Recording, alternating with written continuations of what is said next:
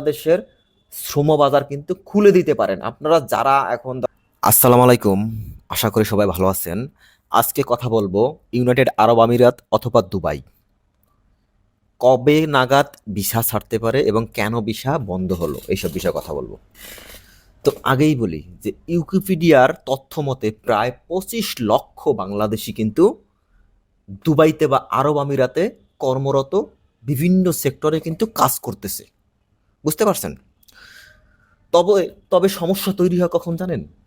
যখন এই 25 লক্ষেরও বেশি বাংলাদেশি ওয়ার্কার বা বিভিন্ন দেশের লক্ষ লক্ষ ওয়ার্কার যখন দুবাইতে থাকে, তার মধ্যে কিছু সংখ্যক ওয়ার্কার কিন্তু অবৈধভাবে সেখানে কিন্তু বসবাস করতেছিল। শুধু তাই নয়, আসলে এখানে বিভিন্ন ধরনের অকারঞ্জ করতেছিল। এর মধ্যে কিছু একটা অংশ, বুঝতে পারছেন, সেখানে বরাবরের মতন বাংলাদেশীয় অনেক শ্রমিক কিন্তু অবৈধভাবে বাস করতেছিল সংযুক্ত আরব আমিরাতে। তবে সেখানকার সরকার, যেহেতু ইসলামিক মাইন্ডের সরকার, বা একটা মানে আরব বিশ্বে বেশিরভাগই মুসলিম প্রায় যায়, যাই হোক অন্য অন্য ধর্মের মানুষও যায়, তবে সরকার ঘোষণা দিল 2 মাসের সাধারণ ক্ষমা। খুব ভালো কথা। 2 মাসের মধ্যে আপনারা যারা অবৈধ আছেন তারা হয়তো ভিসা নিবেন, মানে কাগজপত্র নিবেন, নতুন করে ওয়ার্ক পারমিট নিবেন, অথবা যার যার দেশে তারা চলে যাবেন। এরকম একটা আলটিমেটাম কিন্তু সরকার জারি করে দিল। কিন্তু বিপত্তি দাঁড়ায় কোথায় জানেন? সেখানে যে আমরা তো মানুষ, সুযোগ থাকা সত্ত্বেও করবো না। তো এর মধ্যে দেখা গেল যে প্রায় 50%-এরও কম মানুষ আসলে এই ভিসা বা নতুন ওয়ার্ক পারমিট নিছেন, আর সবাই অবৈধ থাকতেই স্বাচ্ছন্দ্য বোধ করেন। তো সরকার, আসলে একটা সরকার যখন দেয়ালে পিঠ ঠেকা যায়, তখন কিন্তু তার আর কিছুই করার থাকে না। তারপরও আবারও 2 মাস কিন্তু সেই মেয়াদটা বাড়ানো হয়েছে, যে আপনার যেন আপনার তারা বৈধ হয়ে যান অথবা তাদের নিজ নিজ দেশে চলে যান। বুঝতে পারছেন? তবে সেটা কিন্তু আর সম্ভব হয় নাই। বরাবরের মতন বাংলাদেশকে কিন্তু গত জুলাই মাসের কিন্তু প্রায় সব ধরনের ভিসা বন্ধ করে দেওয়া হয়। বুঝতে পারছেন? প্রায় সব ধরনের ভিসা কিন্তু বন্ধ করে দেওয়া হয়।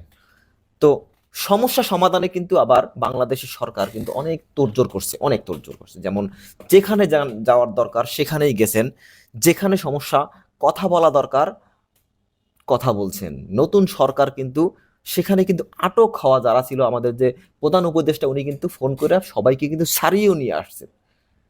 আমাদের পররাষ্ট্র মন্ত্রণালয় গত মাসেই একটা মানে অতি গুরুত্বপূর্ণ কিন্তু বৈঠকে বসছিলেন দুবাইয়ের প্রতিনিধির সাথে, আমাদের যারা প্রতিনিধি আছেন। বুঝতে পারছেন? সেই সেই যে বৈঠকে কিন্তু ইঙ্গিত মিলেছে যে অচিরেই আপনার বাংলাদেশের শ্রমবাজার কিন্তু খুলে দিতে পারেন। আপনারা যারা এখন ধরেন ভাবতেছেন যে কিভাবে যাব দুবাইতে, আমার অমুক আছে দুবাইতে, আমি কাজ করতে পারবো, আগে দুবাইতে কাজ করছি, তাদের জন্য কিন্তু খুবই সুখের সংবাদ এটা, না খুব একটা ভালো খবর আর কি আপনার। এবং এমন পর্যায়ে বৈঠক হয়েছে গত 2-3 মাস আগে, দুবাইয়ের যে আপনার রাশেদ বাংলাদেশের রাষ্ট্রদূত যে রাশেদুজ্জামান আছেন, ওনার সাথেও কিন্তু যে আপনার ওখানে কিন্তু ইব্রাহিম খোরেশির সাথে কিন্তু একটা বৈঠক হয়েছে। বুঝতে পারছেন? ওখানকার রাষ্ট্রদূত। তো এবং তারা যে মন্তব্যটা করেছেন যে অচিরেই বাংলাদেশের এবং বিভিন্ন অন্যান্য দেশে যারা আছেন তাদেরকে সুষ্ঠুভাবে আবার ঠিক সেখানকার কিন্তু শ্রমবাজার খুলে দেওয়া হবে, এরকম ইঙ্গিতই পাওয়া গেছে, এবং এই মে অথবা তার পরের মাসেই খুলে দিতে পারে।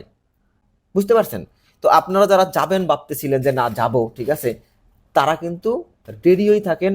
এবং আপনারা যারা যাবেন এরপরে, তারা কিন্তু অবশ্যই চেষ্টা করবেন যেন হক হালালিভাবে এখানে বৈধভাবে থাকার। কারণ কি জানেন? আমাদের বাংলাদেশের, বিশেষ করে বাংলাদেশের, আমরা কেন মিডল ইস্টে কেন আমরা শ্রম বাজার হারাইতেছি জানেন? এর বিশাল একটা কারণ কি জানেন? আমরা আসলে প্রতারক। কেন প্রতারক বললাম? কারণ আপনি লিবিয়ার মতন একটা দেশে যান প্রথমে, তারপর আপনি চেষ্টা করেন আপনি কোথায়, ইতালি। লিবিয়া কিন্তু একটা মুসলিম কান্ট্রি, ঠিক না? এরকম আপনি তুরস্ক যান, আমি তুরস্কের আশেপাশে সব কিন্তু ইউরোপ, লিথুনিয়া থেকে শুরু করে আপনার আপনার সাইপ্রাস, এইসব কান্ট্রি কিন্তু তুরস্কর আশেপাশে থাকে। আমরা কিন্তু কি করি, তুরস্ক যাই, ওখানে গিয়ে পালাই আমরা, গেম, যেটাকে আপনারা গেম নাম দিয়েছেন, সে আসলে পালাই যাওয়ার চেষ্টা করি। আসলে আমরা একবারও ভাবি না যে এই যে আমাদের দেশের নাম যে খারাপ হইতেছে, আমি আমার ব্যক্তির জন্য একটা দেশের মানে নাম খারাপ, আস্তে আস্তে কিন্তু আমরা কিন্তু শ্রমবাজার হারিয়ে ফেলাইতেছি। এটা যদি সরকার যদি গুরুত্বের সাথে না নেয়, তাহলে অচিরেই বাংলাদেশ বিশাল একটা শ্রমবাজার কিন্তু হারাবে, এটা কিন্তু নিশ্চিত। আমাদের কথা বলতে হবে, যাদের ধরনের ট্রাভেল এজেন্সি আছে, যারা ধরনের রিক্রুটিং এজেন্সি আছে, তাদেরকে প্রমিস করাইতে হবে যে এরকম, মানে তারাই তো চিনে তাদের বাড়িঘর, ঠিক আছে, তারা যদি যায় তাদের ব্যবস্থা নেবে সরকারিভাবে, বুঝছেন। সে আর বাংলাদেশে আসতে পারবে না এরকম কোনো নীতি করা দরকার, প্ল্যানটি দেওয়া দরকার। তাছাড়া এটা আর সমাধানের যোগ্য আমি মনে করি না। যাই হোক, সাবস্ক্রাইব করবেন, শেয়ার করবেন, কারণ বিভিন্ন দেশের সম্পর্কে কথা বলি, যেন উৎসাহ পাই। আল্লাহ হাফেজ।